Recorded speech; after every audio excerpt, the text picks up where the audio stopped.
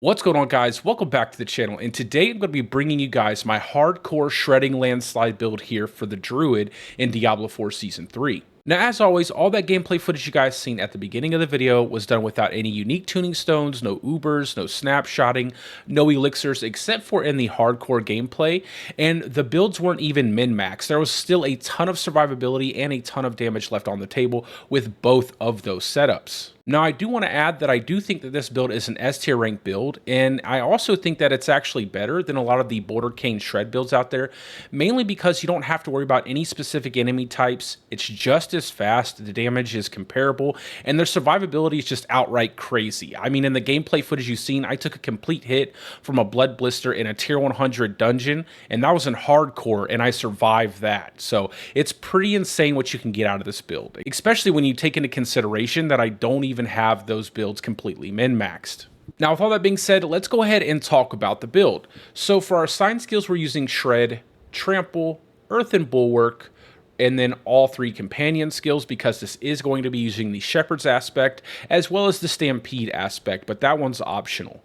For our Spirit Boons, we're using Wariness on the Deer, we're Spirit Bonded into the Eagle, and we're using the Iron Feather passive as well as the Avian Wrath passive. However, you can flex Iron Feather if you're in Softcore. I prefer it for Hardcore just to give us that big chunk of max life. You could obviously use Swooping Attacks, or you could use Sight Talons. Both of those are perfectly fine. And then on the Wolf, we are using Pack Leader just to constantly reset our Poison Creeper, because we get a ton of damage out of the subterranean aspect with this build. And then on the Snake, we're running Masochistic just to drive up our survivability that much more for hardcore. And we get a lot out of this because our max life is actually quite high. We're always over 25k plus max life with this build. Now moving on to the equipment pieces, running the aspect of Mending Stone on the helmet. Now the best in slot helm here would be a Harlequin Crest. That uber unique would really shoot the damage and survivability of this build through the roof and is insanely good for it. However, I know a lot of you guys don't really have that uber unique, so the best thing until you get it would be the aspect of Mending Stone. On the chest piece, we're running the Vigorous aspect just to get that added damage reduction while we're in werewolf form. You could flex this out for something else if you prefer. I personally like the way this feels. On the gloves, we're running the Subterranean aspect, so we get that massive damage from those Landslide procs when we cast Poison Creeper. On the pants, running T-Bow's Will, and I did go ahead and add some affixes here just in case you don't have those pants, and this build still works incredibly well without T-Bow's Will, but T-Bow's Will is definitely the best in slot for this build. On the boots, we're running the Symbiotic aspect just to reset our Trample slide when we cast Shred, because we are using the Nature's Savagery aspect as well as this is a Nature's Fury build. On our weapon, this is where we're putting our aspect of Nature's Savagery. On our amulet, this is where we're slotting in our Shepherd's aspect, again, just to boost up our core skill damage based on how many companions we have out. On our first ring, we're running the aspect of Trampled Earth, and this is where we get a lot of damage from the Landslide procs when we cast Trample. Now for our second ring, we are using the Hunter's Zenith ring because this is a vault/dungeon setup, and we get quite a lot out of our Shred because we are going to be putting a lot of ranks into Shred. So we easily accomplish that one kill that we need with a werewolf skill, so we can constantly spam out our Trample without it going on cooldown. And then on our offhand, this is where slotting in the aspect of Aftershock, and this gives us a lot more Landslide pillars when we use our Trample or we cast our Poison Creeper. Moving on to the equipment affixes, like I said, on the helmet, the best in slot would be a Harlequin Crest. However, if you don't have that, max life, willpower, total armor, and all stats would be my preferred rolls. However, that total armor roll is a flex spot. On the chest piece, total armor, damage reduction from close enemies, max life, and damage reduction from distant enemies would be my preferred affix rolls. However, those damage reduction rolls can be flexed out for whatever damage reduction you guys prefer. On the gloves, ranks of Landslide, crit strike, chance attack speed, and ranks of shred.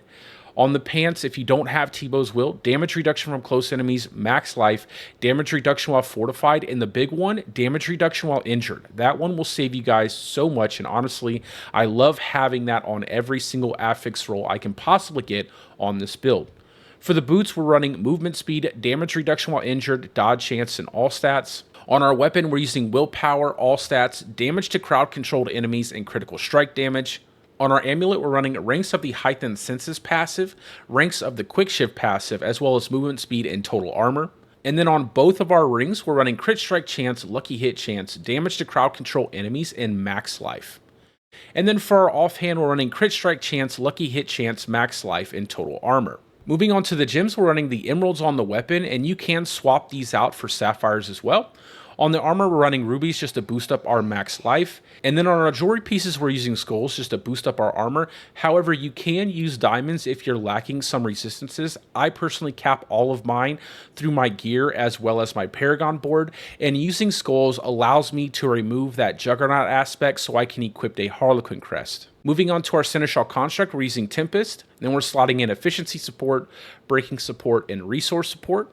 And then we're using Flash of Adrenaline, and we're using tactical support, duration support, as well as safeguard. Now down here at the bottom is just a little bit of information for when you guys are bossing, when you get your Uber Unique, or when you get those unique tuning stones for your Seneschal construct. So we're just going to go over it real quick. So when you're bossing, go ahead and swap out your helmet for a Godslayer crown. Now you don't have to do this if you have a Harlequin crest, but Godslayer crown is a great alternative. And then swap out your Hunter Zenith ring for a ring with the aspect of Stampede, just to buff up your damage that much more for bossing. On your Uber Uniques, again, swap out your helm for a Harlequin crest. This is the best in slot helmet for this build. And then for your Seneschal construct, when you do get those unique tuning stones, go ahead and swap efficiency support for Evernight, and then swap safeguard support for Genesis. Moving on to our skill tree, we are slotting some points in for Claw and Enhanced Claw, only so that way we can open up our core skill tree. On our core skill tree, we're slotting 5 points Landslide into Primal Landslide, and then 5 points Shred into Primal Shred. Then we're also grabbing 3 points Predatory Instinct.